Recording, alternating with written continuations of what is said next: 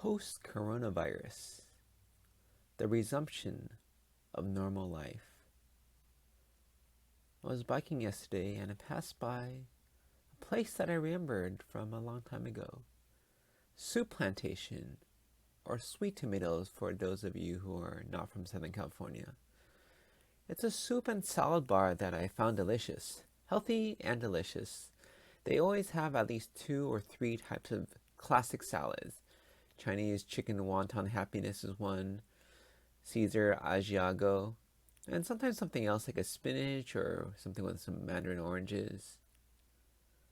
The thing with them is they're closed because they don't really have takeout. Plus, it's a salad bar, just sort of unsanitary to begin with, right? People would just grab stuff with their grimy hands. They don't always use utensils. Stuff sort of spills onto the counter when you're picking it up. And I recently got an email from them because I'm part of their veg club where you get coupons, talking about how they missed us. But, they can't reopen, so they'll just wait for us to come back. And I was thinking about this idea of reopening we talked about in the past. An idea that, even a place like Soup Plantation, just a soup and salad bar, some baked goods, seems like it's pretty simple, right? Not much is required to reopen. Not really skilled labor, we would say. I can't reopen it. You probably can't either. You need know-how, expertise, experience, whatever term you want to use for that thing you gain from working. The thing that you don't have your first day in a job, or even your second day, but maybe a month or 2 or a year afterwards, you'll have a little bit of it, some quantity. And it's funny because experience is one thing that is not valued in today's world. In the tech industry, they always want younger people, not older. They're more up to date. That's what they say. Doctors? Yeah. We're not really sure about these old doctors. They believed different things back in the day. Almost like mythical beliefs. Those textbooks they read, they're just old and outdated now. Basically wrong. We do stuff differently. For example, if you're an older cardiologist, when you do heart catheterizations and to place stents, you go through the groin. Who does that? I remember it was years ago when we were talking about going through radially. It's much better. Much less risk of complications. And the issue? Well, it takes training. It takes experience. I remember when I went to Sweden and they already did it through the wrist. And this was a decade ago. In the US, even 5 years ago, they were still switching over. And the thing they learned was it takes a lot of skill to do it through the wrist. And when the doctor's trying to do it initially, they're going to actually have worse outcomes the first few. It takes probably 50, 60 to actually get the hang of it.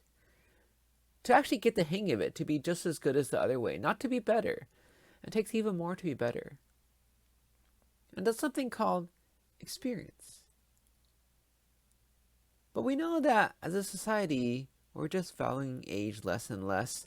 I thought it was a symptom of, being in America. We don't respect old people like they do in Asia. But in Asia, I think it's the same. In China, things have changed. Young people, they're it. And some things just require you to do it over and over. Like surgery, fixing a car. You don't want somebody who just read a book and has no practical hands-on experience. You want somebody who's done it. They always ask you when you're in training, how many times have you done this procedure? The correct answer is enough. If you try to say how many times, right, the patient will never think you've done enough. Or what if you're first or second time? They probably don't want to know that. I changed the garbage disposal recently. You know, the thing that goes underneath the sink? In America, we have it. I guess in Asia, they don't have it. Just sort of has a motor and grinds up all your stuff so you could just flush it out. It's for lazy people who don't clean too well. Works in America pretty well.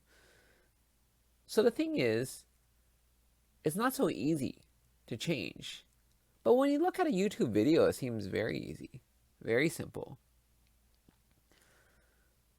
My friend and I had trouble getting one part out and then reattaching it.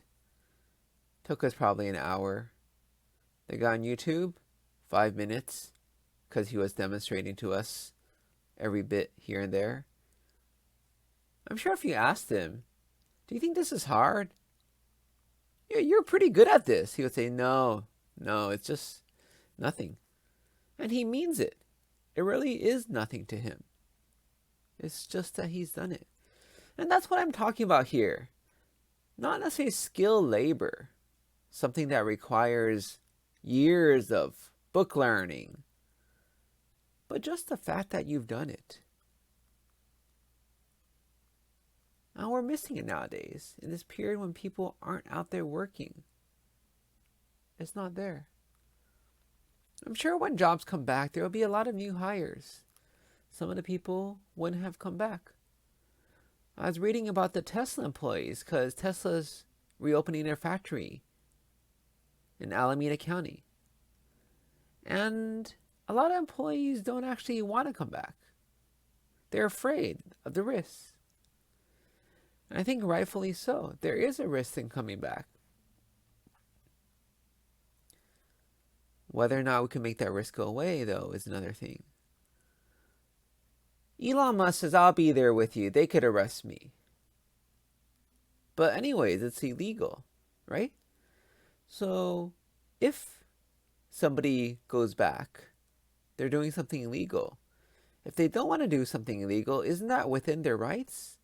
If you look at all the written communications, the emails, they say there's no consequences if you feel uncomfortable coming back. But over the phone, when they've gotten a call from their supervisor when they call them with the concerns, the employees know there are real consequences if they don't get back to work. So would Tesla just replace them? We don't consider this skilled labor, right? Just assembly line stuff. I think before the coronavirus pandemic started, there is already a move to get rid of a lot of people with experience. Older people already had a hard time maintaining their job or even finding a new job if they got laid off. I know one man who was quite good in the tech field. I presume his company in the past had a successful IPO, made a bit of money, but he liked working just for the fun of it. He was in his mid-50s and he couldn't find a job. A decade before retirement, there was already nothing for him. Nobody wants him. They call the coronavirus pandemic unprecedented times. And I think they say accelerates a lot of things. Automation, contactless stuff, delivery. All the credit card companies are sending out little, things now with these contactless sort of, see? The little thing. So you can just tap, don't have to touch, don't have to swipe it. It's been present in other countries for years. But I think one thing it's expediting is the development of a society without experience, without hands-on knowledge. What it will be like. I don't think it's a good thing. I don't know what it'll be like. Maybe there's a sci-fi novel about this. A dystopian future in which nobody has experience. Everybody is just put new onto a job. Who knows? But I guess we'll see over these next few months, over these next few years, what it turns out. Is this a reversible change if we discover it's bad? Should we backtrack? I think we should, but we will see.